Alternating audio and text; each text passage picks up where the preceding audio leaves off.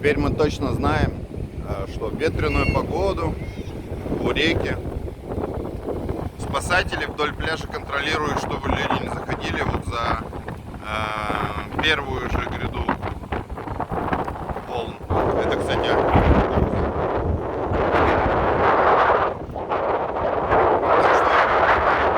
ветер сильный, ветер теплый, кайфово, классно.